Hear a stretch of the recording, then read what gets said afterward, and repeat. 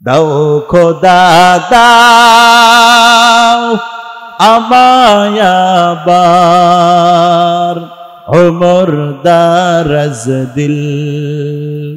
দাও খোদা দাও আমায় আবার ওমর দারাজ দিল। দাওয়ালির মতো বীর সেনানী, আলীর মতো বীর সেনানী, জাগাতে নিখিল। দাও খোদা দাও আমায় আবার ওমর দারাজ দিল। দাও খোদা দাও আমায় আবার ওমর দারাজ দিল। হামজাকে দাও ঘরে ঘরে জীবন দিতে ওয়াকাতরে। হামজাকে দাও ঘরে ঘরে জীবন দিতে ওয়াকাতরে। আবার কাবা ভাঙতে এলে, আবার কাবা ভাঙতে এলে পাঠাও আবাবিল। দাও খোদা দাও আমায় আবার ওমর দারাজ দিল। দাও খোদা দাও আমায় আবার ওমর দারাজ দিল। এরে নবীর আশিক উম্মতের দল, ওই যে বেলাল রাদিয়াল্লাহু তাআলা আনহু, আল্লাহর কাছে কত দাম কত দাম। ওই বেলাল রাদিয়াল্লাহু তাআলা আনহু যখন মুসলমান হয়ে গেলেন, আল্লাহর নবীর মুয়াজ্জিনের নাম হলো হযরতে বেলাল। ঠিক কিনা বলেন? আল্লাহর নবী ইমামতি করেন, আজান দেন হলো হযরতে বেলাল। হযরতে বেলাল, হযরতে বেলালের ঠোঁটটা এত মোটা ছিল যে কথা বলতো তোতলায়া তোতলায়া কথা বলতো। কিন্তু আল্লাহর কাছে হযরতে বেলালের আজানের এত দাম এত দাম। একদিনের ঘটনা, হযরতে বেলাল যখন আজান দেয় কিন্তু যখন কিছু মানুষ যখন ইসলামের ভিতরে কি হলো দীক্ষিত হলো, ওই সময় আল্লাহর নবীকে ডাক দিয়া বলে, ও নবী আমার। হযরতে বেলালের কণ্ঠ তেমন ভালো না, হযরতে বেলালের আজান বেশি সুন্দর শোনা যায় না। সুন্দর একজন মুয়াজ্জিন নিয়োগ দেন, যার কণ্ঠ সুন্দর, সে আজান দিবে। আল্লাহর নবী হযরতে বেলালকে বাদ দিয়ে আরেকজন মুয়াজ্জিন নিয়োগ করলেন, অনেক কণ্ঠ সুন্দর। ওই মুয়াজ্জিন সাহেব পরের দিন থেকে ফজরের আজান দেওয়া শুরু করলো। এদিক দিয়া হযরতে বেলাল ওই মসজিদে নববীর ভিতরে ঢুকিয়া মসজিদে নববীর পিলার ধরিয়া আল্লাহর কাছে কান্না করে আল্লাহকে ডাক দিয়া বলে, আল্লাহ আমাকে মুয়াজ্জিনের খাতার থেকে বাদ দিছে আল্লাহ, তবে আল্লাহ তোমার খাতার থেকে আমি বেলালকে বাদ দিও না। ও আল্লাহ, নবীর কাছে যাওয়ার আমার একটা মাধ্যম ছিল আজান, আজকে থেকে আমার আজানটা বন্ধ হয়ে গেল আল্লাহ। হযরতে বেলাল এদিক দিয়া মসজিদে নববীর ভিতরে কাঁদে, এদিক দিয়ে সুন্দর কণ্ঠের ওয়ালা অধিকারীওয়ালা মুয়াজ্জিন সাহেব আজান দিয়েছে ফজরের আজান। মায়ার নবী রাহমাতুল লিল আলামিন ফজরের নামাজ পড়ানোর জন্য ঘর থেকে বের হবে, বারবার আকাশের দিকে তাকায়, কিরে আজকে ফর্সা হয় না কেন? ফজরের নামাজ পড়তে যাবে কিন্তু বারবার বাহিরে তাকাইয়া দেখে কি আরে আজকে অন্ধকারই রয়ে গেল, আলো হয় না কেন, আলো হয় না কেন? নবী বড় পেরেশান হয়ে গেল। এখন তো ঘড়ি আছে, ওই সময়ে তো ঘড়ি ছিল না, সূর্য দেখিয়া চন্দ্র দেখিয়া টাইম নির্ধারণ করত। ঠিক কিনা বলেন? মায়ার নবী বড় পেরেশান, কিরে কি হলো, আজকে ফর্সা হয় না কেন, সূর্য ওঠে না কেন? মায়ার নবী পেরেশান হয়ে গেলেন। আল্লাহ ডাক দিয়া বলে, ও জিবরিল আমিন, যাও যাও আমার হাবিবকে খবরটা দিয়া দাও।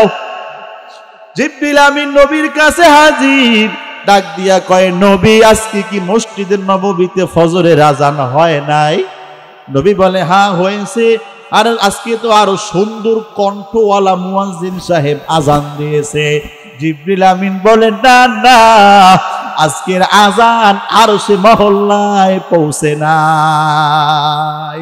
আল্লাহ রব্বুল আলামিন বলেন, আমি আল্লাহ যার কল্যাণ চাই, যার ভালাই চাই, তাকে আমি মায়া করে মোহাব্বত করে ইবাদতের কাজ করার তৌফিক দেই।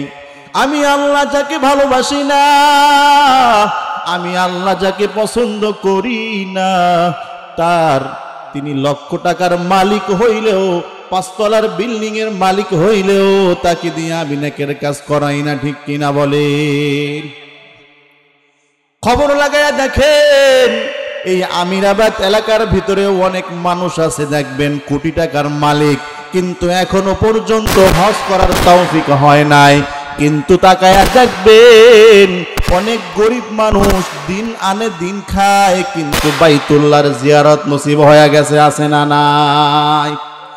এজন্য ভাইরা আমার, আজকের এই তাফসিরুল কোরআনের মাহফিল আজকে এখানে হবে, এটার প্রচার প্রসার এই এলাকার সবাই জানে। ঠিক কিনা বলেন?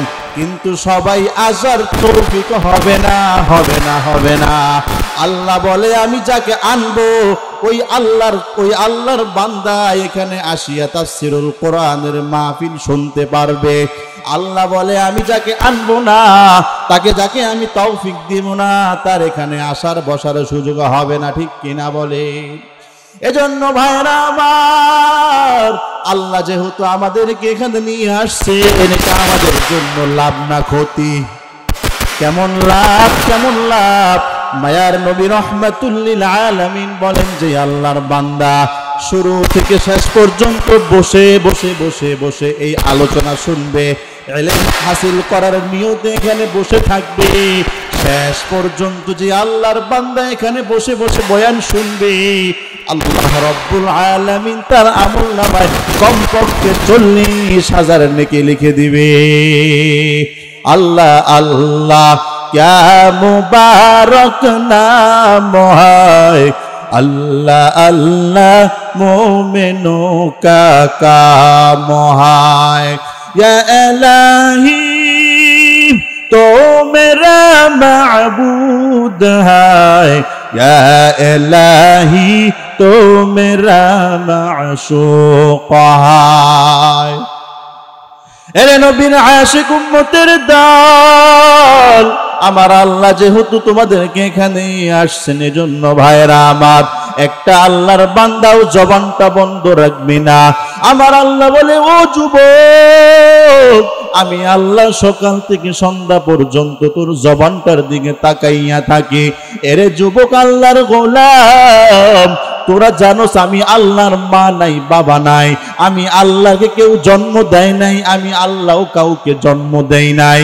আল্লাহ বলেন, কুল হুয়াল্লাহু আহাদ আল্লাহুস সামাদ লাম ইয়ালিদ ওয়া লাম ইউলাদ ওয়া লাম ইয়াকুল লাহু কুফুয়ান আহাদ। এরে যুবক, আল্লাহর গোলাম, আমি আল্লাহর কেউ নাই, কেউ নাই, কেউ নাই। এরে আমি আল্লাহর বান্দা, ও বান্দা, আমি তোদেরকে বড় ভালোবাসি, বড় মোহাব্বত করি, তোমরা একটা বান্দাও জবানটা বন্ধ রাখবা না। ওরে যুবক, আল্লাহর গোলাম, তুই যখন তোর মারে মা বলে ডাক দাস, তোর মায় বড় খুশি, বাবারে বাবা বলে ডাকলে তোর মায়ও তোর বাবাও বড় খুশি। ঠিক কিনা বলে? আল্লাহ বলে, রে যুবক, আল্লাহর গোলাম, আমি আল্লাহরে আল্লাহ বলে ডাকলে আমি আল্লাহও বড় খুশি হয়ে যাই। আমার আল্লাহ কেমন খুশি হয়? তোমার মা তোমাকে জন্ম দিয়েছে, কিন্তু তোমার হাত দেয় নাই, পা দেয় নাই। আল্লাহ বলে, বান্দা, আমি আল্লাহ তোর 2টা চক্ষু দিলাম, 2টা হাত দিলাম, 2টা পা দিলাম। আমি আল্লাহরে আল্লাহ বলে যদি একটা ডাক দেস, তোর মা বাবারে মা বলা ডাকলে যেই খুশি হয়, তোর মা বাবার চাইতে আমি আরো লক্ষ কোটি গুণ বেশি খুশি হয়ে যাই। এজন্য ভাইরা আমার আল্লাহরে আল্লাহ বলে একটা ডাক দাও, বলো আল্লাহ। হয় নাই আরো জোরে ডাক দাও, বলো আল্লাহ। আরো জোরে ডাক দাও, বলো আল্লাহ। ও আল্লাহ, আমাদেরকে তুমি এখানে নিয়ে আসছো, আজকের এই তাফসিরুল কোরআনের মাহফিলটা তুমি আমাদের জন্য নাজাতের জরিয়া বানায় দাও, বলো আমিন। ওই যে তাকায়া দেখবেন অনেক যুবকেরা আছে ওই মার্কেটে ঘুরে ঘুরে সময়টা নষ্ট করতেছে, আছে না নাই? কথা কয় না। আবার কিছু বুড়া আছে, আপনারা আবার রাগ করে না, মুরব্বীরা রাগ করে না, ঢাকার থেকে হুজুর আইছে, আমরা কি কম ওয়াজ জানি নাকি? আছে না? দোকানে বয়ে চা খাইবো আর ঠ্যাঙ্গের উপর ঠ্যাং তুইলা কি মৌলবীরা আনছে, আমরা কি কম ওয়াজ জানি নাকি? আছে না নাই? কিন্তু হ্যারে যখন জিগাইবেন বন্ত গোসলের ফরজ কয়টি, গোসলের ফরজ কয়টি জিজ্ঞাসা করেন, সে কি কেউ জানেননি? গোসলের ফরজ 3টি, সাবান গামছার লুঙ্গি। কি করব? অথচ এই যে আমিরাবাদ তাহসিলুল উলুম যে মাদ্রাসা হইতাছে, এই মাদ্রাসার একটা ছোট্ট ছাত্রকে যদি জিজ্ঞাসা করেন গোসলের ফরজ কয়টি, সে সুন্দর করে বলে দিব। কিন্তু ওই যে পণ্ডিত মার্কা কিছু মুরব্বী আছে, বুড়া আছে, সারা বাংলাদেশের খবর নেব দোকানে বয়া বয়া, কিন্তু নামাজের কোনো খবর নাই, কোরআন তেলাওয়াতের কোনো খবর নাই। একদিন বয়ান হবে, এই বয়ান এসে শুনবে, এই কপালটাও তার না। ঠিক কিনা বলে? নারে তাকবীর, নারে তাকবীর। আল কোরআনের আলো, কোরআন হাদিস যেখানে, গান বাজনা যেখানে, আলেম ওলামা যেখানে, আওয়াজ মাওয়াজ নাই যে আমরা বুঝলাম না কিছু। গোপালগঞ্জের মানুষ গেছেন নাকি? প্রতিদিন বয়ান করি, আমরা তো জানাই না।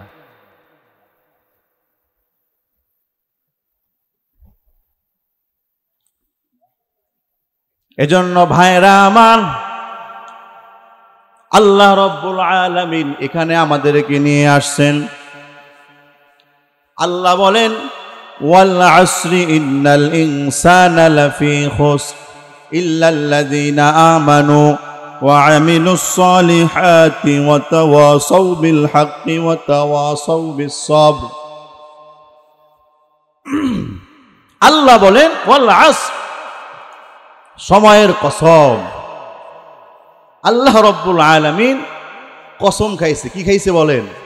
একটু কথা কই না আমার লাগে। আল্লাহ কি খাইছে এখানে? কসম খাইছে। আমরা কসম খাই না? আল্লাহর কসম, আমি যা বলছি এটাই সত্যি, আছে না নাই? আমরা কসম খাই না? তো কসম কেন খাই আমরা? কথাকে বিশ্বাস করানোর জন্য খাই, ঠিক কিনা বলেন? যখন একজনের কাছে কথা বলি, কথা যখন বিশ্বাস না করে তখন কি বলি? আল্লাহর কসম, মায়ের কসম, কই নাকি? ঠিক কিনা বলেন? তো আল্লাহও কসম খায়, বলে ওয়াল আস, সময়ের কসম, আসরের কসম। তো আল্লাহ কি আবার কসম খাওয়াই দেবো নাকি? আল্লাহ সব কথাই তো সত্য, ঠিক কিনা বলেন? নাকি আবার কসম খাওয়া বান্দারে বিশ্বাস করাই দেব? আল্লাহ এখানে কসম খাইছে বান্দার উপকারের স্বার্থে। কসম খায়া বুঝাইছে, এই দুনিয়ার গাফেল বান্দারা আমার, তোরা তো গাফেল, বুঝোস না? আমি আল্লাহ কসম খায়া তোদেরকে সতর্ক করে দিলাম, ওয়াল্লাহ আস, সময়ের কসম। তার মানে সময়ের ব্যাপারে আল্লাহ কসম খাইছে।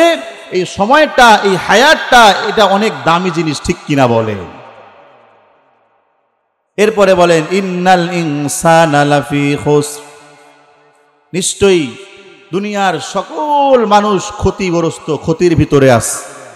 দুনিয়ার সব মানুষ কিসের ভিতরে আছে? ক্ষতির ভিতরে আছে। এরপরে আল্লাহ বলেন ইল্লাল্লাযীনা আমানু ওয়া আমিলুস সালিহাত ওয়া তাওয়াসাউ বিল হাক্কি ওয়া তাওয়াসাউ বিস সাবর। তবে 4 গুণ যাদের ভিতরে আছে, এরা ব্যতীত সবাই ক্ষতিগ্রস্ত।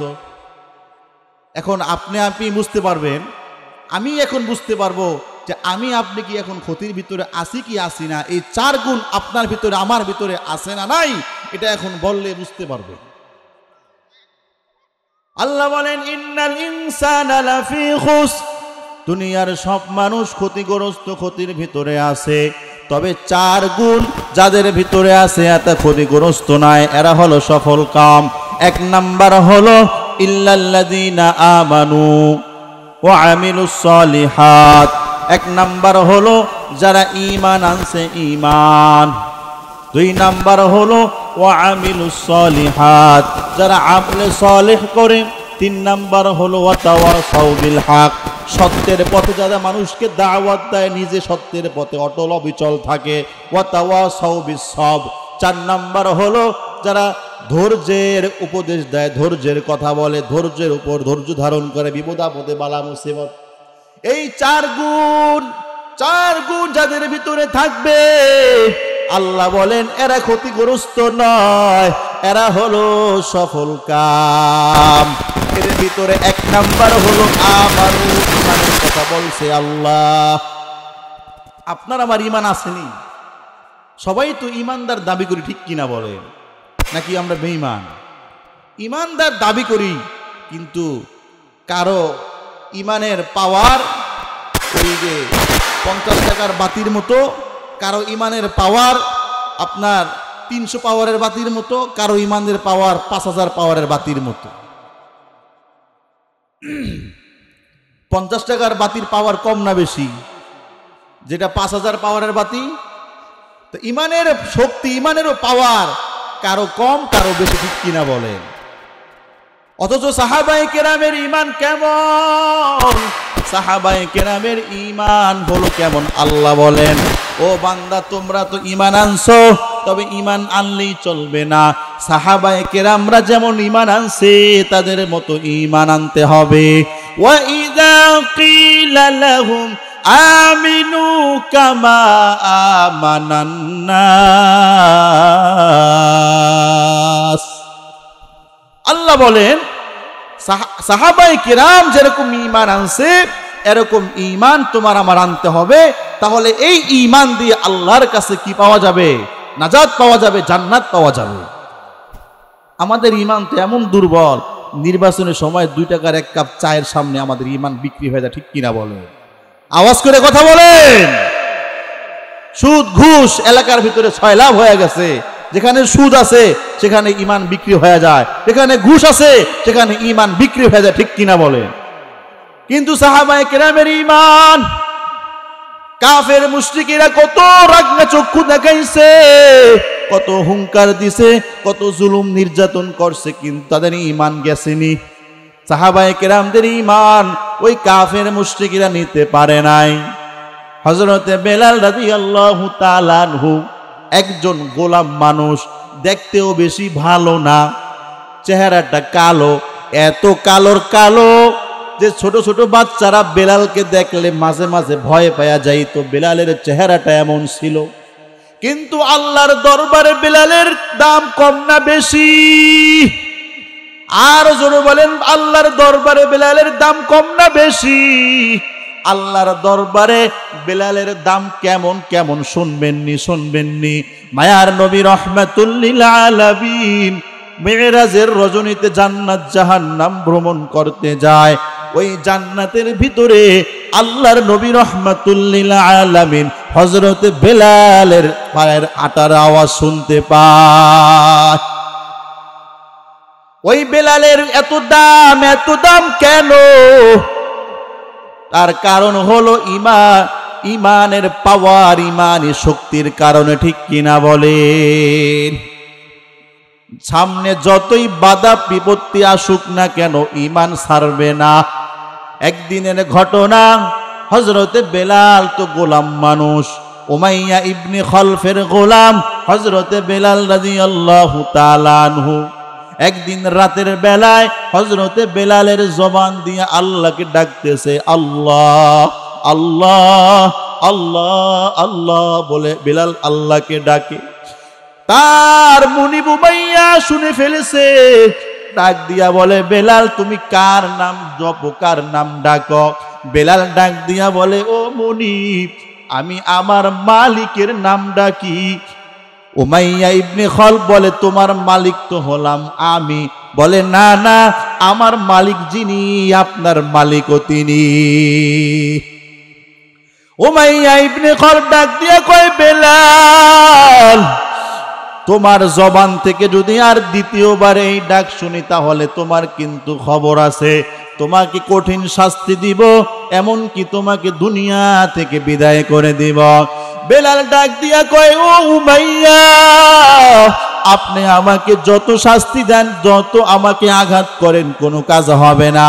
ওই আল্লাহর নাম ডাকিয়া আমি বেলাল কত মজা পাই, ওই আল্লাহর নামে কত মজা, ওই আল্লাহর নামে কত মধু, আমি আল্লাহর নাম কখনো ছাড়তে পারবো না। উমাইয়া এবার আবু জাহেলকে খবর দেয়, ও আবু জাহেল, এ বেলালকে কি করা যায়? আবু জাহেল বলে ও উমাইয়া, বেলালকে কঠিনভাবে শাস্তি দেওয়া হোক। হযরতে বেলাল রাদিয়াল্লাহু তাআলা আনহুকে হাত পা বাঁধিয়া ওই মরুভূমির প্রান্তরে নিয়ে যায়। হযরতে বেলাল রাদিয়াল্লাহু তাআলা আনহুকে ওই মরুভূমির গরম উত্তপ্ত বালুর উপর শোয়ায়া দেয়। হযরতে বেলাল সহ্য করতে পারে না। হযরতে বেলাল রাদিয়াল্লাহু তাআলা আনহুর বুকের উপরে বিশাল বড় পাথরের খণ্ড দিয়া দেয়। হযরতে বেলাল বলে আমি সহ্য করতে পারি না। হযরতে বেলাল এত কষ্ট হয়, এত কষ্ট হয়, যেই উত্তপ্ত বালুর উপর খালি পায়ে পাড়া দিলে পাটা ঠোসা পড়ে যায়, এরকম গরম বালুর উপরে বেলালকে শোয়ায়া দেয়। বেলালের পিঠের ভিতরে দাগ পড়িয়া যায়। হযরতে বেলাল রাদিয়াল্লাহু তাআলা আনহুকে সারা দিন উত্তপ্ত বালুর উপরে পাথরের চাপা দিয়া সেখানে রেখে চলে আসছে। সন্ধ্যাবেলা যখন হয়ে যায়, উমাইয়া আবার বেলালের কাছে যায় খবর নিতে, দেখি বেলালের কি অবস্থা। উমাইয়া ইবনে খলব সন্ধ্যাবেলা যখন বেলালের কাছে হাজির, তাকাইয়া দেখে বেলালের জবান থেকে যেন কিসের আওয়াজ বের হয়। উমাইয়া তার কানটা বেলালের মুখের সামনে লাগাইছে, দেখি কি বলে। উমাইয়া ইবনে খলব যখন বেলালের কাছে কানটা লাগাইলো, ওই যে সকালবেলা যে আওয়াজ শুনতে পাইছে, এখনো সন্ধ্যাবেলা ওই আহাদ আহাদ নামের আওয়াজ চলতেছে। সুবহানাল্লাহ কইতেন না? বাড়িতে গিয়া সুবহানাল্লাহ কইেন, আগামীকাল কইেন সুবহানাল্লাহ। উমাইয়া ইবনে খলব ডাক দিয়ে কয়, কি রে বেলাল, তোরে এত শাস্তি দিলাম, বিশাল বড় পাথরের খণ্ড তোর উপরে দিলাম, উত্তপ্ত বালুর উপর শোয়া রাখলাম, তারপরেও তুই ঈমান ছাড়লি না, আল্লাহর নাম ছাড়লি না। দাঁড়া, তোরে আরো কঠিন শাস্তি দিতে হবে, আরো কঠিন শাস্তি দিতে হবে। উমাইয়া ইবনে খলব এলাকার যুবকদের ভাড়া করলো একে মারার জন্য, প্রহার করার জন্য। এলাকার যুবকেরা হযরতে বেলালকে এরকম ভাবে মারতেছে, উমাইয়া ইবনে খলব সহ এরকম ভাবে কঠিন মারা মারতেছে, বেলাল সহ্য করতে পারে না। বেলাল মার খেতে খেতে খেতে এক পর্যায়ে জমিনে শুয়ে পড়ছে। ওদিক দিয়া হযরতে আবু বকর সিদ্দিক রাদিয়াল্লাহু তাআলা আনহু রাস্তা দিয়া হেঁটে যায়, তাকাইয়া দেখে বেলালকে কঠিন ভাবে মারতেছে, আক্রমণ করতেছে, আর বেলাল এত মার খাইতেছে। ওই সময়ও আহাদ আহাদ আল্লাহর নাম ছাড়ে না, বেলালের জবান থেকে আল্লাহর নাম শুধু বের হয়। হযরত আবু বকর ডাক দিয়া কয়, ও বেলাল, তুমি আল্লাহর নামটা একটু আস্তে নাও, মনে মনে নাও, তাহলে হয়তো বা হতে পারে উমাইয়া তোমার শাস্তি একটু কমায়া দিবে, তোমাকে একটু কম প্রহার করবে। বেলাল ডাক দিয়া কয়, ও আবু বকর, আপনি আমার চেয়ে বয়সে অনেক বড়, বেয়াদবি করবেন না, বেয়াদবি নিবেন না। আপনি আমাকে আল্লাহর নামটা আস্তে নিতে বলবেন না। ওই আল্লাহর নামটা আমি যখন জোরে জোরে নেই আমি বড় মজা পাই, আমি বড় শান্তি পাই। আমাকে যতই আঘাত করে, যতই আমাকে চাবুকের বাড়ি দেয়, কিন্তু আল্লাহর নামটা আমি যখন জোরে জোরে আল্লাহ আল্লাহ আল্লাহ বলে ডাক দিই, ওরা আমারে যতই মারে আমি এদের সব কষ্ট ভুলে যাই। ও আবু বকর, আল্লাহর নাম আমি আস্তে নিতে পারবো না। তবে আবু বকর ভাই, আপনার কাছে আমার একটা দাবি, হয়তো হতে পারে আমি দুনিয়া থেকে বিদায় হয়ে যাব, আপনি নবীর কাছে একটু আমার সালামটা পৌঁছাইয়া দিয়েন। আমি যদি দুনিয়া থেকে বিদায় হয়ে যাই, আর কখনো নবীকে দেখতে পারবো না। হযরতে আবু বকর মায়ার নবীর কাছে হাজির, ডাক দিয়া কয়, ও নবী আমার, রাস্তার ভিতরে দেখে আসলাম বেলালকে কঠিন মারতেছে। বেলাল আপনাকে সালাম পাঠাইছে, নবী আপনাকে সালাম পাঠাইছে। আবু বকর ডাক দিয়া কয়, নবী, আমি চাই বেলালকে ক্রয় করে আজাদ করে দিব। মায়ার নবী রহমাতুল লিল আলামিন ডাক দিয়া কয়, আবু বকর, তুমি যদি বেলালকে ক্রয় করে আজাদ করে দাও, তাহলে যেই টাকা দিয়ে তাকে ক্রয় করবা, আমি নবীর কাছ থেকেও কিছু টাকা নিয়ে তাকে আজাদ করে দিও। মায়ার নবী রহমাতুল লিল আলামিন, কেমন নবী আমার, কিছু টাকা দিয়া দিলেন আর বললেন, বেলালকে আজাদ করার ভিতরে আমি নবীও শরীক থাকতে চাই। কারণ হলো, কাল হাসরের ময়দান যখন কায়েম হয়ে যাবে, ওই হাসরের ময়দানে আমি নবী আমার কলিজার টুকরা ফাতেমার কথাও বলবো না, আমার নাতি হাসান হোসাইনের কথাও বলবো না, আবু বকর, ওমর, ওসমান, আলীর কথাও বলবো না। কাল হাসরের ময়দানে আমি আল্লাহ যদি আমাকে বলে, ও নবী আপনি কি নিয়ে আসছেন, আমি নবী আল্লাহকে বলবো, আল্লাহ আমি বেলালকে নিয়ে আসছি, আর কিছু আনি নাই। ওই বেলালের এত দাম, এত দাম, এত দাম, এত সম্মান, এত সম্মান কেন? তার একটাই কারণ হলো ঈমানের পাওয়ার, ঈমানি পাওয়ার, ঠিক কিনা বলেন? এজন্য ভাইরা আমার, ও গোপালগঞ্জের মুসলমান, ও পর্দার অন্তরালে আমার মা, আগামীকাল কিন্তু এখানে মাহফিল থাকবে না, থাকবেনি বলেন? হতে পারে এটা আমি মাহমুদুল হাসানের জীবনের শেষ মাহফিল। ওই যে কত বক্তারা বয়ান শেষ করিয়া পৌঁছতে পারে নাই, গাড়িতে অ্যাক্সিডেন্ট করিয়া দুনিয়া থেকে বিদায় হয়ে গেছে। এখানে অনেক যুবক ভাইরা আছেন, বৃদ্ধ বাবারা আছেন, হয়তো বা বয়ান শেষ করিয়া বাড়িতে গিয়া ঘুমাইবেন। হইতে পারে এটা আপনার আমার জীবনের শেষ ঘুম, সকালবেলা আপনার আমার মরণের খবরটা চলিয়া আসতে পারে, ঠিক কিনা বলো?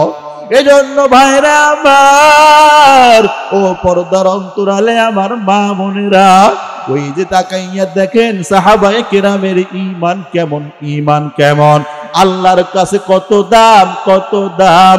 ওই সাহাবায়ে কেরামের মতো ঈমান আপনার আমার আনতে হবে, তাহলেই আল্লাহর কাছে আপনি আমি বড় দামি হতে পারব। দাও খোদা দাও আমায় আবার, ওমর দারাজ দিল, দাও খোদা দাও আমায় আবার, ওমর দারাজ দিল, দাওয়ালির মতো বীর সেনানী, আলীর মতো বীর সেনানী, জাগাতে নিখিল, দাও খোদা দাও আমায় আবার, ওমর দারাজ দিল, দাও খোদা দাও আমায় আবার, ওমর দারাজ দিল। হামজাকে দাও ঘরে ঘরে, জীবন দিতে ওয়াকাতরে হামজাকে দাও ঘরে ঘরে জীবন দিতে ওয়াকাতরে আবার কাবা ভাঙতে এলে আবার কাবা ভাঙতে এলে পাঠাও আবাবিল দাও খোদা দাও আমায় আবার ওমর দারাজ দিল দাও খোদা দাও আমায় আবার ওমর দারাজ দিল।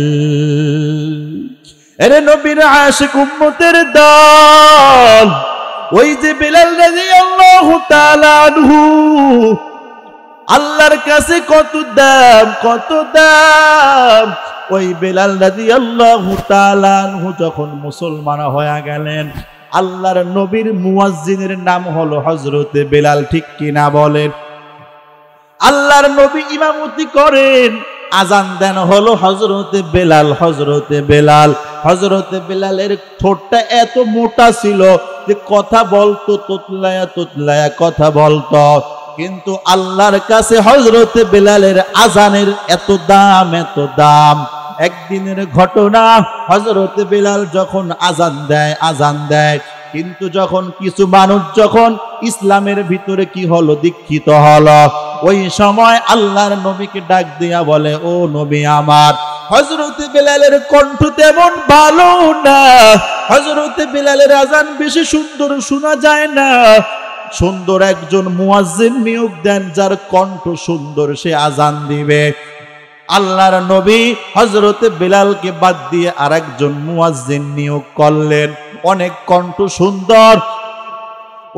ওই মুয়াজ্জিন সাহেব পরের দিন থেকে ফজরের আজান দেওয়া শুরু করলো। এদিক দিয়া হযরতে বেলাল ওই মসজিদে নববীর ভিতরে ঢুকিয়া মসজিদে নববীর পিলার ধরিয়া আল্লাহর কাছে কান্না করে আল্লাহকে ডাক দিয়া বলে, আল্লাহ আমাকে মুয়াজ্জিনের খাতার থেকে বাদ দিছে আল্লাহ, তবে আল্লাহ তোমার খাতার থেকে আমি বেলালকে বাদ দিও না। ও আল্লাহ, নবীর কাছে যাওয়ার আমার একটা মাধ্যম ছিল আজান, আজকে থেকে আমার আজানটা বন্ধ হয়ে গেল আল্লাহ। হযরতে বেলাল এদিক দিয়া মসজিদে নববীর ভিতরে কাঁদে, এদিক দিয়ে সুন্দর কণ্ঠের ওয়ালা অধিকারীওয়ালা মুয়াজ্জিন সাহেব আজান দিয়েছে ফজরের আজান। মায়ার নবী রাহমাতুল লিল আলামিন ফজরের নামাজ পড়ানোর জন্য ঘর থেকে বের হবে বারবার আকাশের দিকে তাকায়, কিরে আজকে ফর্সা হয় না কেন? ফজরের নামাজ পড়তে যাবে কিন্তু বারবার বাহিরে তাকাইয়া দেখে কি আরে আজকে অন্ধকারই রয়ে গেল, আলো হয় না কেন, আলো হয় না কেন? নবী বড় পেরেশান হয়ে গেল। এখন তো ঘড়ি আছে, ওই সময়ে তো ঘড়ি ছিল না, সূর্য দেখিয়া চন্দ্র দেখিয়া টাইম নির্ধারণ করত, ঠিক কিনা বলেন? মায়ার নবী বড় পেরেশান, কিরে কি হলো, আজকে ফর্সা হয় না কেন, সূর্য ওঠে না কেন? মায়ার নবী পেরেশান হয়ে গেলেন। আল্লাহ ডাক দিয়া বলে, ও জিবরিল আমিন যাও যাও আমার হাবিবকে খবরটা দিয়া দাও। জিবরিল আমিন নবীর কাছে হাজির, ডাক দিয়া কয়, নবী আজকে কি মসজিদের নববীতে ফজরের আজান হয় নাই? নবী বলে, হ্যাঁ হয়েছে। আর আজকে তো আরো সুন্দর কণ্ঠওয়ালা মুয়াজ্জিন সাহেব আজান দিয়েছে। জিবরিল আমিন বলেন, না না, আজকের আজান আরশে মহল্লায় পৌঁছে নাই। জিবরিল আমিন ডাক দিয়া কয়, ও নবী, বেলাল যে তোতলা কণ্ঠে আজান দেয়, ভাঙ্গা ভাঙ্গা কণ্ঠে আজান দেয়, এই আজানের এত পাওয়ার, এক আসমান নয়, দুই আসমান নয়, 7 আসমান পাড়ি দিয়ে আল্লাহর কাছে আওয়াজ পৌঁছে যায়। আউলিয়ারা কারে উকবা ইখতিয়ার জাহিলারাম কারে দুনিয়া ইখতিয়ার মাইলে মোমেন সোয়ে মোমেন মিশাওয়াত মাইলে কাফের সোয়ে কাফের মিশাওয়াত। জিবরিল আমিন ডাক দিয়া কয় নবী আজকে মুয়াজ্জিনের কণ্ঠের আজান ফজরের আজান আল্লাহর আরশে পৌঁছে নাই, এজন্য আজকে সূর্য ওঠে নাই, বিলালের আজান ছাড়া সূর্য উঠবে না। আল্লাহু আকবার। হযরতে বিলালকে ডাক দিয়া কয় নবী কল ও বিলাল তুমি কোথায়, আসো আসো। এদিক দিয়া বিলাল মসজিদ নববীর ভিতরে কান্না করতেছে আর ঘোরাঘুরি করতেছে, এদিক দিয়া ডাক পড়ে গেল ও বেলাল তোমাকে নবী ডাকে। বেলাল বড় খুশি হয়ে গেল, বেলাল একটা দৌড় দিয়া নবীর সামনে হাজির, বলে কি হয়েছে নবী কি হয়েছে? আল্লাহর নবী ডাক দিয়া কয় বেলাল আর দেরি করিও না, তাড়াতাড়ি করে তোমার কণ্ঠের আজানটা দিয়া দাও। ওঠো বেলাল মিনারাতে সময় বয়ে যায়,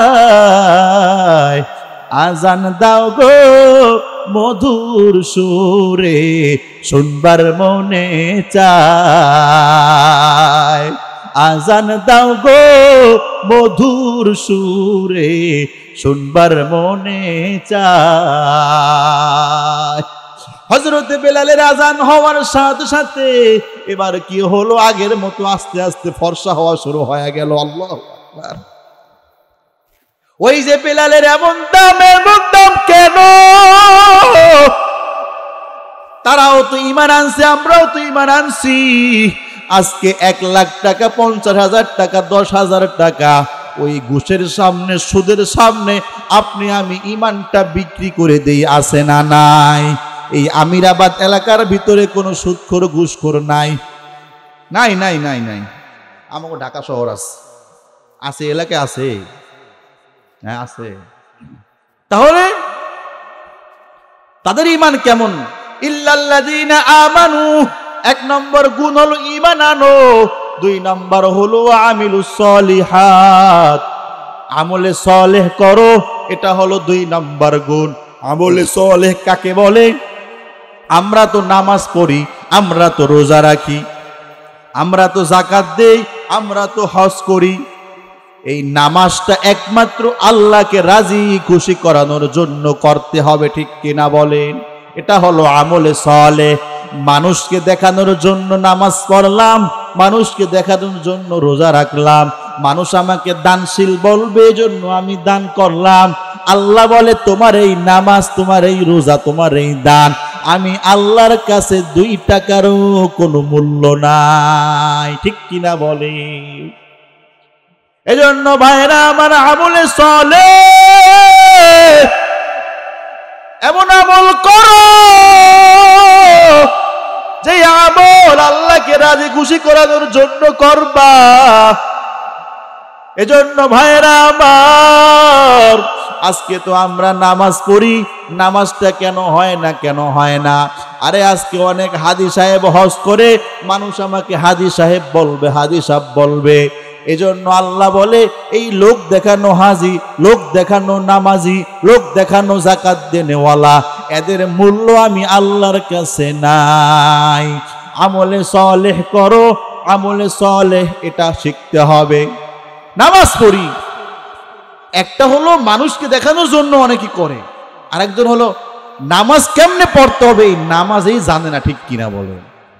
40-50 বছর ধরে নামাজ পড়ে যুবক, সূরা ফাতিহা ঠিক নাই, রুকু কেমনে করতে হবে এটা ঠিক নাই, সেজদায় গিয়ে কি পড়তে হবে এটাও ঠিক নাই।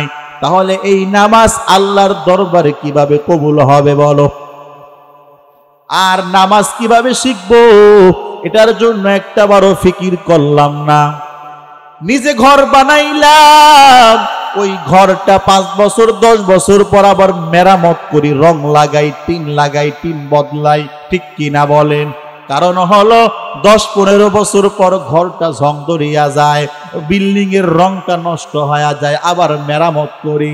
কিন্তু একটাবারও খবর নিলাম না ওই যে ছোটবেলা সূরা ফাতিহা শিখছিলাম, ছোট্টবেলা আলাম তারা শিখছিলাম, ছোট্টবেলা কুল হুয়াল্লাহু আহাদ শিখছিলাম, ছোট্টবেলা ইন্না আ'তাইনাকাল কাউসার শিখছিলাম, ওই ছোট্টবেলায় মক্তবের ভিতরে গিয়া নামাজ শিখছিলাম, ওই নামাজ, ওই সূরা ফাতিহা, ওই সূরা ইখলাস, ওই সূরা কাল কাউসার আমার কি এখন ঠিক আছে না নাই? একটাবারও ঠিক করার জন্য, মেরামত করার জন্য কোন আলেমের কাছে গেলাম না, ঠিক কিনা বলো?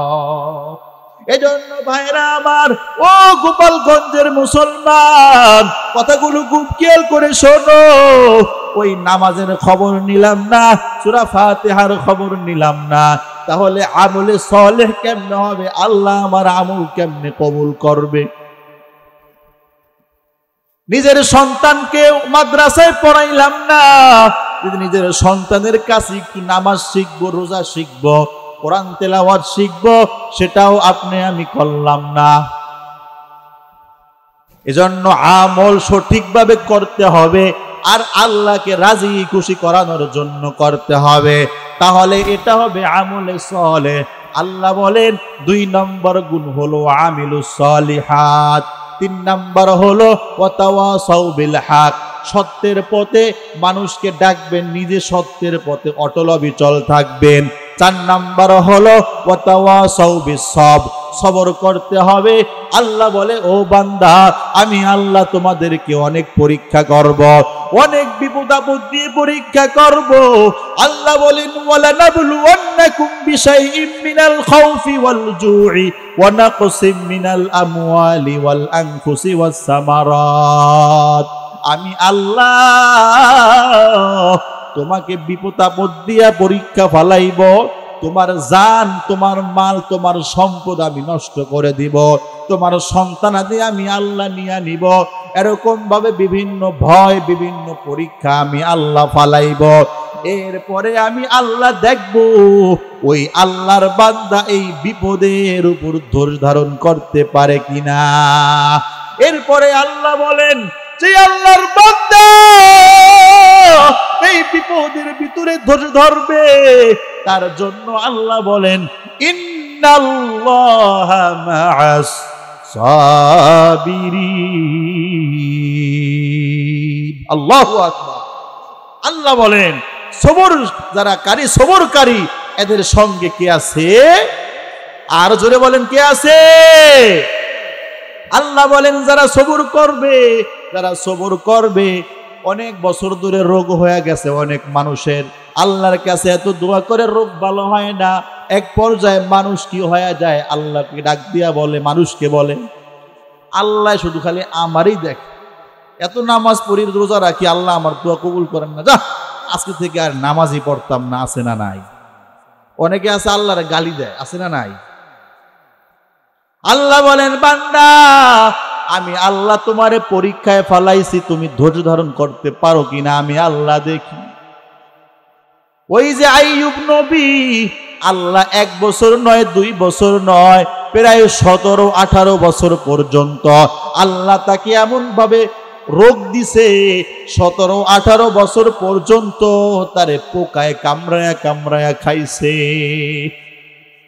ওই আইয়ুব নবী ডাক দিয়া কয়, আল্লাহ, আমাকে তুমি এত রোগ দিছো, আমার কোনো দুঃখ নাই, আমার কোনো কষ্ট নাই আল্লাহ, তবে আমার জিহ্বাটা তুমি একটু ভালো রাখো। জিহ্বার ভিতরে যখন পোকা চলিয়ে আসছে, এবার আল্লাহর নাম ডাকতে একটু কষ্ট হয়। আল্লাহকে ডাক দিয়া কয়, আল্লাহ, তোমাকে আল্লাহ আল্লাহ বলে ডাকি আমি কত মজা পাই। ও আল্লাহ, এই জিহ্বাটা তুমি একটু ভালো রাখিও, যাতে করে তোমার নামটা আমি ডাকতে পারি। ওই হযরতে আইয়ুব নবীকে আল্লাহ এত পরীক্ষায় ফালাইছে, এত পরীক্ষায় ফালাইছে। 18টা বছর ওই পোকা মাকড়ের খাবার বানাইয়া রাখছে। আইয়ুব নবীর মাথার তালু থেকে পায়ের তালু পর্যন্ত পুরাটা শরীর পোকায় একেবারে কামড়ায়া কামড়ায়া খাইছে। এত কঠিন রোগে আক্রান্ত হইয়া হযরতে আইয়ুব নবী পড়েছিল, তারপরেও একটাবারও আল্লাহর কাছে অভিযোগ করে নাই। আল্লাহ বলে, ও দুনিয়ার মানুষ, যেই সমস্ত গোলাম, যেই সমস্ত বান্দা বান্দিরা সবর করবে, ধৈর্য ধরবে, আমি আল্লাহ তাকে ওয়াদা করলাম দুনিয়ার কোন মানুষ, দুনিয়ার কেউ তার সাথে না থাকলেও আমি আল্লাহ ওই বান্দার সাথে আছি, ঠিক কিনা? এজন্য ভাইরা আমার, 4 গুণ আমানু, ঈমান 2 নাম্বার হলো আমলে সালেহ, 3 নাম্বার হলো সত্যের উপর অটল অবিচল, 4 নাম্বার হলো সবর, ধৈর্য, এটার উপর অটল অবিচল থাকো। এজন্য ভাইরা আমার, আজকের এই তাফসীরুল কোরআনের মাহফিলে এখানে আসছো, আগামীকাল কিন্তু এখানে মাহফিল থাকবে না। ও ভাইরা আমার, ঈমান শিখো, আমলে সালেহ শেখো। আমল যদি না করিয়া তুমি কবরে যাও, আল্লাহর হুকুম না মানিয়া কবরে যাও, বেঈমান হইয়া কবরে যাও, ওই কবরটা কিন্তু জাহান্নামের গর্ত হয়ে যাবে, ঠিক কিনা বলেন? আল্লাহর নবী বলেন, আল কবরু রাউযাতুম মিন রিয়াদিল জান্নাহ আও হুফরাতুম মিন হুফারিন নার। ও আমিরাবাদ এলাকার মুসলমান, ও যুবক ভাইরা, ও পর্দার অন্তরালে আমার মা বোনেরা, আল্লাহর হুকুম মানো, ঈমানটারে মজবুত করো, আমলে সালেহ করো, নামাজ শিখো, রোজা শিখো, আল্লাহর হুকুম শিখো, কোরআন তেলাওয়াত শিখো। এগুলো শিখিয়া আমল করিয়ে যদি কবরে যেতে পারো, ওই কবরটা তোমার জন্য জান্নাতের বাগান হয়ে যাবে। ও যুবক আল্লাহর গোলাম, আজকে তুমি কিসের ধোঁকায় পড়ে আসো? একটাবারও তুমি খবর নিলা না তোমার নামাজটা ঠিক আছে কিনা, একটাবারও তুমি খবর নিলা না তোমার কোরআন তেলাওয়াতটা সহি শুদ্ধ হয় কিনা। তুমি যদি এই গলত পড়া নিয়া, তুমি যদি তোমার নামাজ অশুদ্ধ নিয়ে তোমার মরণটা হয়ে যায়, সারাটা জীবন ওই দুনিয়ার বাড়ি গাড়ি করার পিছনেই তুমি দৌড়াইলা, যেই সন্তানের জন্য তুমি বাড়ি করলা, গাড়ি করলা, যেই স্ত্রীর জন্য তুমি বাড়ি গাড়ি করলা, তোমার যদি মরণ হয়ে যায়, যেই স্ত্রীর সাথে তুমি সারাটা জীবন কাটাইয়া দিলা, ওই স্ত্রী তোমাকে ডাক দিয়া বলবে, আমার ভয় লাগে, ভয় লাগে। ওই তোরা কি কোথায় আসো? ওই আমার স্বামীকে তাড়াতাড়ি ঘর থেকে বের করিয়া দাও, আমার বড় ভয় লাগে, আমার বড় ভয় লাগে। বলে বাহিরে বৃষ্টি হয়, আরে বৃষ্টি হোক, কোনো সমস্যা নাই, পলিথিন কাগজ দিয়া পেঁচাইয়া বারান্দায় নিয়ে রাখো, তার সাথে আমি আর ঘুমাইতে পারবো না, আমার বড় ভয় হয়। ও যুবক আল্লাহর গোলাম, ও পর্দার অন্তরালে আমার মা, একদিন তুমি লাল শাড়ি পরিয়া এই জামাইয়ের বাড়িতে ঢুকছিলা, কিন্তু ওই দিন বেশি দূরে না, যেই দিন তোমাকে সাদা শাড়ি পরাইয়া এই ঘর থেকে বের করিয়া দিবে, তখন তোমার সন্তানগুলো, তোমার ছেলে মেয়ে তোমাকে তোমার জন্য মা মা বলে কাঁদবে, কিন্তু তোমার একটু শক্তি থাকবে না তাদের ডাকের জবাব দেওয়ার জন্য। এজন্য ভাইরা আমার, যুবক, ও যুবক আল্লাহর গোলাম, একটু চিন্তা করো, 2টা চোখ বুঝিয়া একটু ভাবো, কিসের ধোঁকায় তুমি পড়ে আসো?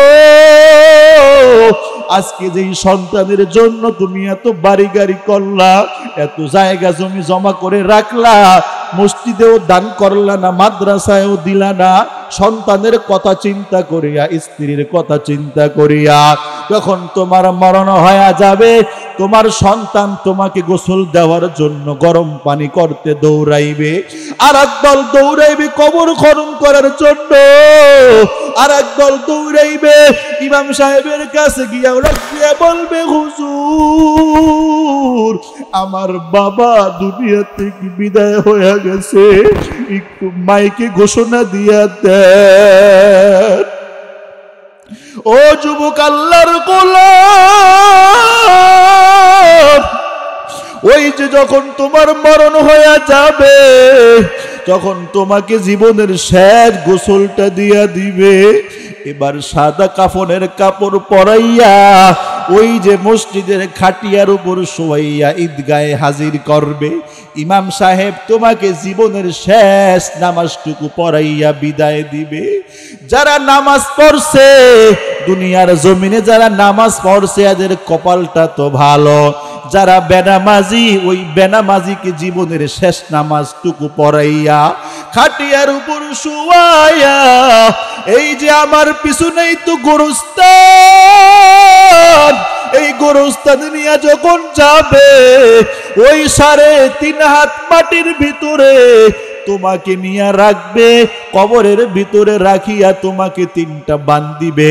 মাথার ভিতরে একটা বান, কোমরের ভিতরে একটা বান, পায়ের ভিতরে একটা বান। এই বাতগুলি খুলিয়া কবরের ভিতরে তোমাকে রাখিয়া ওই আস্তে আস্তে করিয়া চাটাই দিবে, কলা পাতা দিবে। আর তোমার কবরটা আস্তে আস্তে অন্ধকার হওয়া শুরু করবে। যখন একটা পর্যায়ে ওই উপরের সব পাশগুলো কমপ্লিট হয়ে যায়, কবরটা আস্তে আস্তে অন্ধকার হওয়া শুরু হয়ে যায়। কবরটা এমন অন্ধকার হয়, ডানেও কিছু দেখা যায় না, বামেও কিছু দেখা যায় না, শুধু অন্ধকার অন্ধকার অন্ধকার। তোমার সন্তান, তোমার ছেলে মেয়েরা, তোমার আত্মীয় স্বজনেরা তোমাকে কবর দিয়া বাড়িতে গিয়া যখন ঘরের ভিতরে ঢুকবে, রাতের বেলায় সবাই সবার ঘরের ভিতরে বাতি জ্বালাবে, কিন্তু তোমার আমার কবরের ভিতরে কেউ বাতি জ্বালাবে না। ওই কবরের ভিতরে তোমাকে আমাকে পড়িয়া থাকতে হবে, কেউ খবর নেবে না। কবরের ভিতরে কোনো দামি ওই বালিশ থাকবে না, খাট থাকবে না, মশারি থাকবে না। ওই কবরের ভিতরে যদি তোমার আমি বেঈমান হইয়া কবর,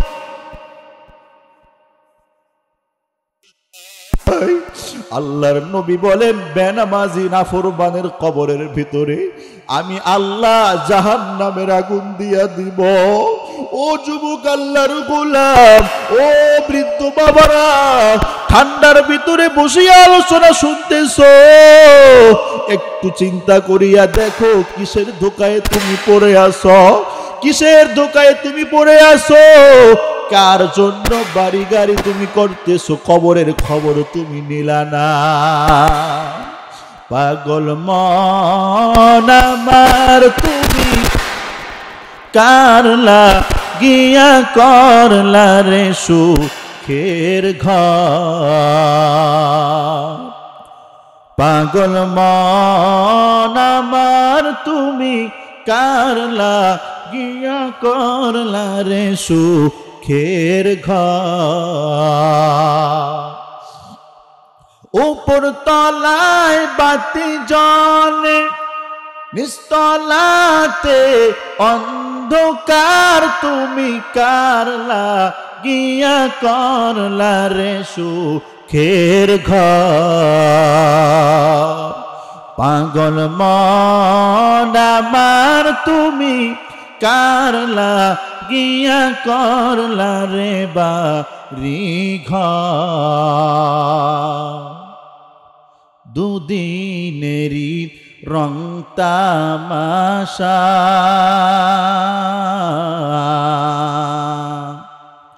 আরো কত স্বপ্ন আশা।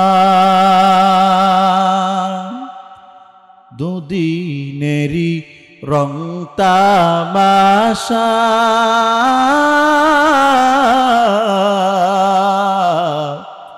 আরো যত স্বপ্ন আশা। সবাই বৃথা যাবে, শেষ ঠিকানা মাটির ঘর তুমি কারলা গিয়া করলা রে সুখের ঘর পাগল মন আমার তুমি কারলা গিয়া করলা রে বাড়ি ঘর ভাই বলো বন্ধু বলো নয়তো কেহ আপন তোমার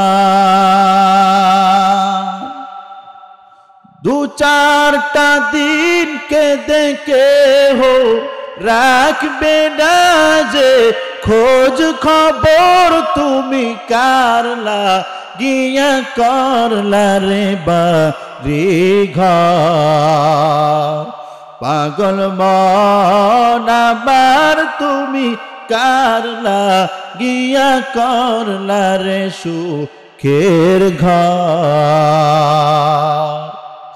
এজন্য ভাইরা আমার ও গোপালগঞ্জের মুসলমান আজকে তুমি যাদের জন্য পাগল হয়ে গেছো এই সন্তানের জন্য বাড়ি গাড়ি করতেছো টাকা পয়সা জমা করতেছ ওই সন্তানরাই তোমাকে ভুলিয়া যাবে ওই সন্তানরাই তোমাকে কবরে রাখিয়া চলে আসবে ওই কবরের ভিতরে তোমাকে আমাকে যদি শান্তিতে থাকতে হয় তাহলে ওই কবরের ভিতরে কি নিয়ে যেতে হবে একটা হলো ঈমান আর একটা হইল আমল ঠিক কিনা বলেন ইন্নাল্লাযীনা আমানু ওয়া আমিলুস সালিহাতি কানাত লাহুম জান্নাতুল ফিরদাউসি নুজুলা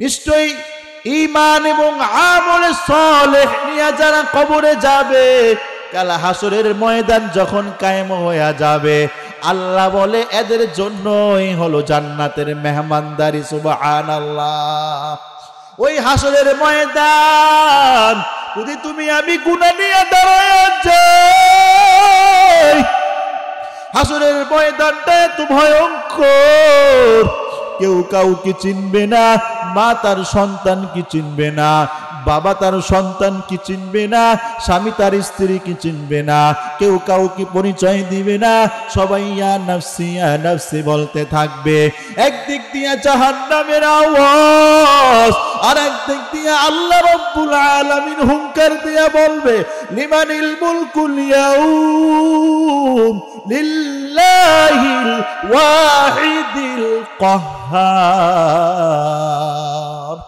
আল্লাহ রাব্বুল আলামিন হুঙ্কার দিবে আর একদিন দিয়া জাহান্নামের আওয়াজ মানুষগুলো পেরেশান হয়ে যাবে কি করবে সকল মানুষগুলো দৌড়াইবে আর ইয়া নাফসি বলতে থাকবে আর একদিক দিয়ে আবার নবী মায়ার নবী রাহমাতুল লিল আলামিন ডাক দিয়ে কান্না করে করে বলবে আল্লাহুম্মা গফিরলি আল্লাহ রব্বি হাবলি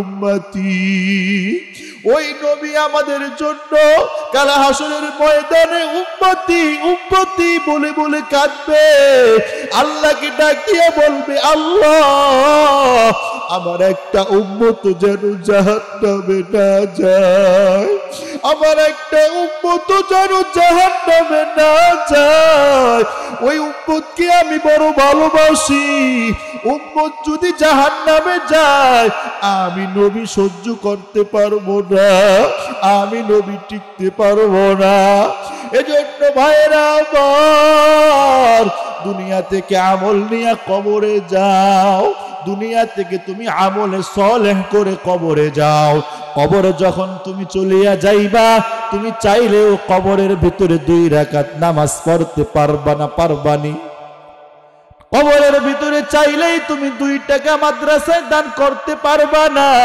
তুমি চাইলেই একটা রোজা রাখতে পারবা না মানুষের যখন মরণ হয়ে যায় তখন তার সব নেক আমলের রাস্তা বন্ধ হয়ে যায় তবে 3টা কাজ আছে এমন যেই 3টা কাজ যদি আল্লাহর বান্দা করিয়া মরণ হয় তাহলে মরণ হইলেও তার আমল নামায় সওয়াব পৌঁছতে থাকে। এর ভিতরে এক নাম্বার হলো সদকাতুন জারিয়া, এমন দান এমন সদকা তুমি করলা যেটার দ্বারা মানুষ উপকার হইতে থাকে, উপকৃত হইতে থাকে। এমন ভাবে তুমি দান করলা, মাদ্রাসায় দান করলা, মসজিদে দান করলা, ওই সওয়াব তুমি মরণের পরেও তোমার কবরে পৌঁছতে থাকবে। দুই নাম্বার হলো ওয়ালাদুন সালিহুন, নেককার সন্তান, সন্তানটারে তুমি আলেম বানায়া কবরে যাও, সন্তানটারে তুমি হাফেজ বানায়া কবরে যাও, সন্তানটারে তুমি ওই আমিরাবাদ তাহসিলুল উলুম মাদ্রাসায় ভর্তি করিয়া সন্তানটারে কোরআন শিখায়া তারপরে কবরে যাও। যখন তোমার মরণ হয়ে যাবে, ওই তাহসিলুল উলুম মাদ্রাসার ছাত্ররা তোমার মৃত্যু সজ্জায় তোমার কিনারে বসিয়া বসিয়া সূরাতুল ইয়াসিন পাঠ করবে। হাদিস শরীফে লেখে, মৃত্যুর সময় যদি সূরা ইয়াসিন পাঠ করা হয়, তাহলে আজরাইল যেই ভয়ঙ্কর ভাবে মানুষের জানটা কবজ করে নিয়ে যায়, ওই ভয়ঙ্কর শাস্তি থেকে আল্লাহ সূরা ইয়াসিনের বরকতে তার মৃত্যুটা আসান করে দেয়। বলেন সুবহানাল্লাহ। এজন্য ভাইরা, আবার যদি এখানে এমন অনেক বাবা আছেন যেই বাবার সন্তান কোরআনে হাফেজ, ওই বাবার কপালটা বড় ভালো, যেই বাবার সন্তানটা কোরআন তেলাওয়াত করতে পারে, ওই বাবার কপালটা বড় ভালো। ও মা, ও পর্দার অন্তরালে আমার মা, সন্তানটারে মাদ্রাসায় ভর্তি করায়া দাও। সন্তান যখন কোরআন তেলাওয়াত করবে, সন্তান যখন আলিফ বা তা পড়া শুরু করে দিবে, প্রত্যেকটা অক্ষরের বিনিময় আল্লাহ তোমার আমল নামায় সওয়াব পৌঁছাইয়া দিবে।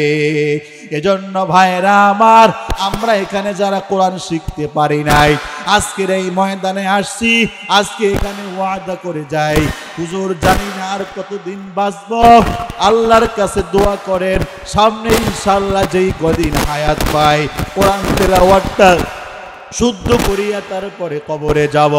নামাজটা এখনো শিখি নাই, নামাজটা শিক্ষা করিয়া কবরে যাব।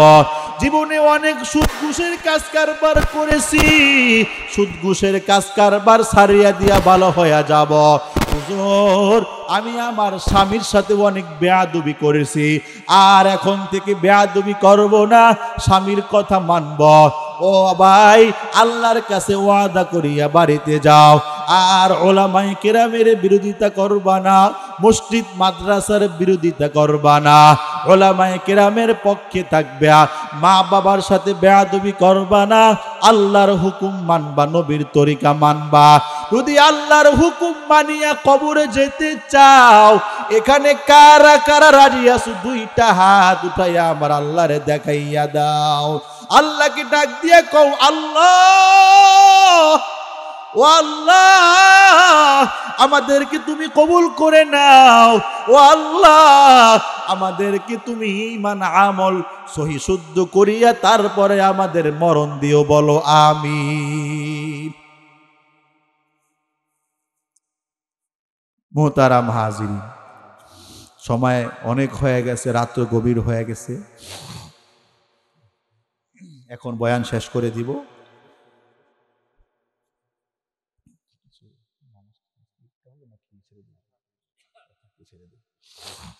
রাত্র গভীর হয়ে গেছে, এখন দোয়া হবে। পর্দার অন্তরালে আমার মা বোনেরা আছে। তবে সর্বশেষ একটা কথা, আমি সেই ঢাকা থেকে আসছি আপনাদের কাছে। আজকের এই মাহফিল, এই যে আমার সামনে যে দেখা যায় ভবন, এই যে মাদ্রাসা উপলক্ষে মাহফিল, পিছনে কবরস্থান, ঠিক কিনা বলেন? সামনে মাদ্রাসা, পিছনে কবরস্থান, মাঝখানে আমরা। তাহলে বেশি সময় নাই, মাদ্রাসায় তাড়াতাড়ি ঢোকেন, মসজিদে তাড়াতাড়ি ঢোকেন, যে কোনো সময় পিছনে কবরস্থান রেডি, সেখানে যেতে হবে, ঠিক কিনা বলে?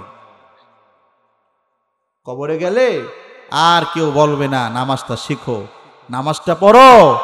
তো নামাজ পড়তে গেলে আগে ঢুকতে হবে মাদ্রাসায়, কারণ মাদ্রাসার ভিতরে নামাজ শিক্ষা দেয়, ঠিক কিনা বলেন? মসজিদের ভিতরে যে নামাজ পড়তে ঢুকবেন, মসজিদে ঢোকার আগে ঢুকতে হবে কোথায়? কথা কয় না। তাহলে মসজিদ করার আগে করতে হবে কি বলেন? কারণ নামাজ, যেই নামাজটা গিয়া মসজিদে পড়বেন, ওই নামাজটাকে আপনি শিখবেন কোথায়? মাদ্রাসায়। তাহলে এই মাদ্রাসা করার দরকার আছে না নাই? এই মাদ্রাসা বন্ধ হয়ে আছে। আমি যেন আগামী বছর শুনতে পাই যে আমার পাশে বসা মাওলানা অলিউল্লাহ সাহেব আমার ভাই যেন বলে যে না হুজুর আলহামদুলিল্লাহ আমিরাবাদ এলাকার মানুষের সারায় আলহামদুলিল্লাহ তারা জান মাল দিয়ে দিচ্ছে মাদ্রাসাকে তারা দাঁড় করানোর জন্য। আপনারা যদি এই গোরস্থানে এখানে ঘুমান আর এখানে যদি মাদ্রাসা হয়, এখানে লম্বা করে মাদ্রাসা হয়, এই কোরআন তেলাওয়াতের আওয়াজ এই কবরস্থানে পৌঁছবে কি পৌঁছবে না বলেন? পৌঁছবে না? অবশ্যই পৌঁছবে। তালবে এলেমেরা ছাত্র এখানে হাঁটাহাঁটি করবে, মাদ্রাসার পাশেই কবরস্থান, ছাত্ররা সকাল বিকাল এখানে কবর জিয়ারত করবে, কোরআন তেলাওয়াত করবে, সূরা ইয়াসিনের আমল করবে। ছোট ছোট মাসুম বাচ্চা এরা রাত 3টা বাজে উঠিয়া ঠান্ডা পানি দিয়ে উজু করিয়া তাহাজ্জুদ দাঁড়িয়ে যাবে, আল্লাহকে ডাক দিবে, আল্লাহর কাছে দোয়া করবে। এই দোয়া কবুল কবুল কবুল, ঠিক কিনা বলে? তাহলে কিসের দোকায় পড়ে আছেন? কিসের বাড়িগাড়ি করতেছেন? এই মাদ্রাসা মসজিদ এগুলা করিয়া কবরে যান, এগুলা থাকবে ইনশাল্লাহ, এগুলাই থাকবে ইনশাল্লাহ।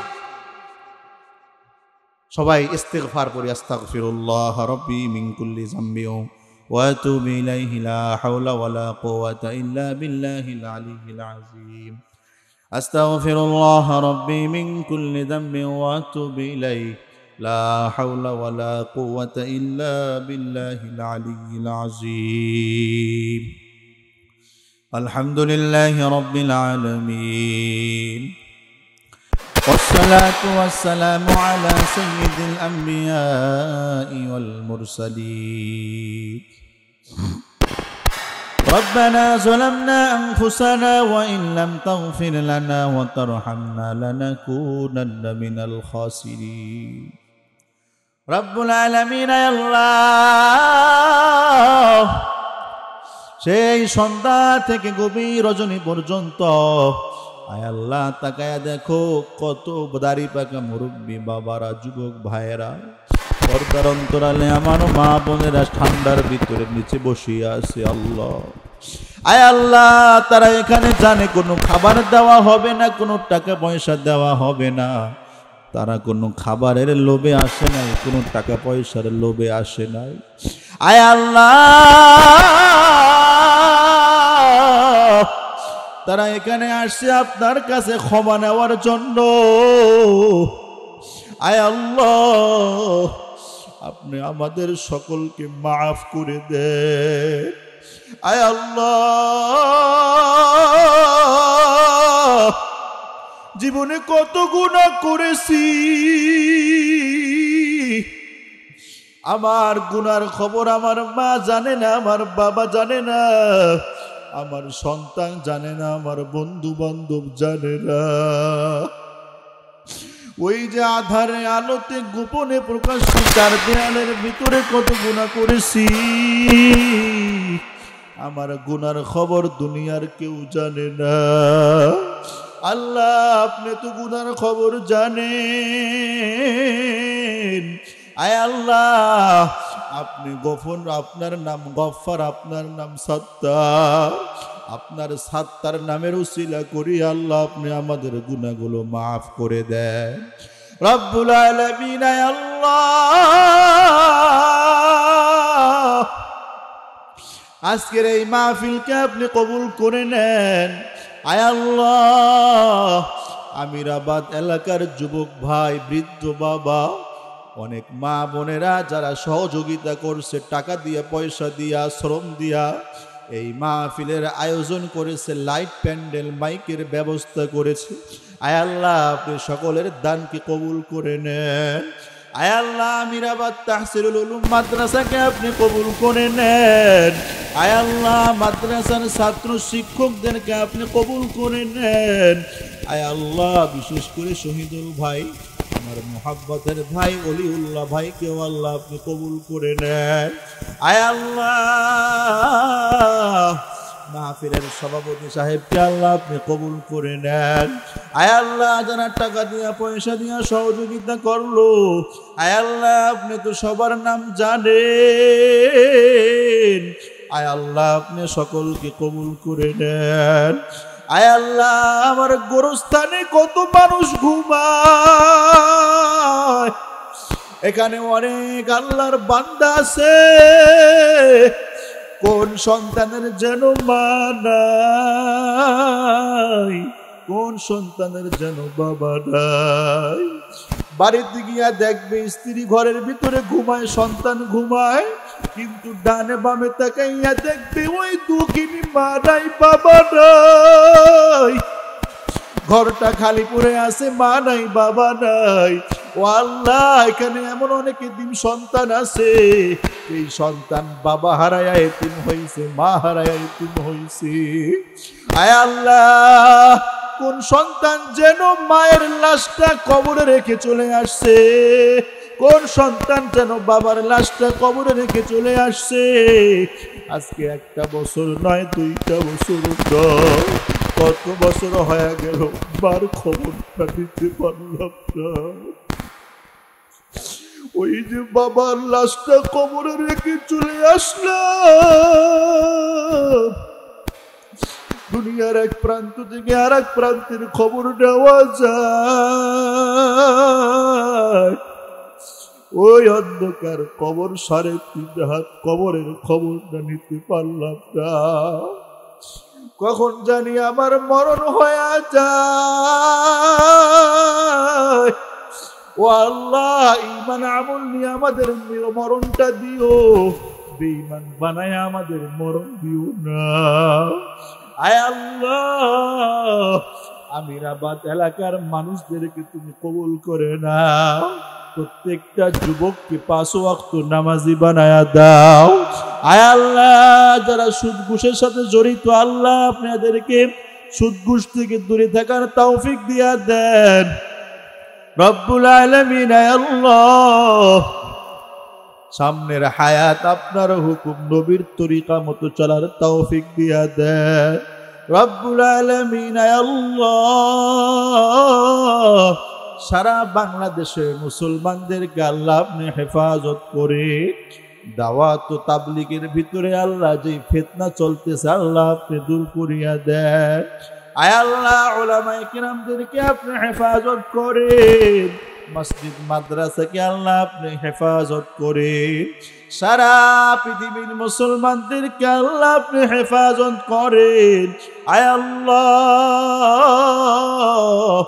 জানি না কখন জানি মৃত্যুর ডাক চলে আসে, আয় আল্লাহ ওই ডাক আসার আগে আগে আমাদেরকে পাক্কা ইমানদার মুসলমান বানায়া দেন। আয় আল্লাহ আপনি আমাদেরকে আপনার হুকুম নবীর তরিকা মতো চলার তৌফিক দিয়া দেন। আল্লাহুম্মা আরহামনা ফাইন্নাকা খায়রুর রাযিকিন, আল্লাহুম্মা আরযুকনা ফাইন্নাকা খায়রুর রাযিকিন, আল্লাহুম্মা আরহামনা ফাইন্নাকা খায়রুর রাহিমিন, আল্লাহুম্মা আজিরনা মিনান নার, রব্বিরহামহুমা কামা রব্বায়ানি সগীরা। সুবহানা রাব্বিকা রাব্বিল ইজ্জাতি আম্মা ইয়াসিফুন ওয়া সালামুন আলাল মুরসালিন ওয়ালহামদুলিল্লাহি রাব্বিল আলামিন। আসসালামু আলাইকুম।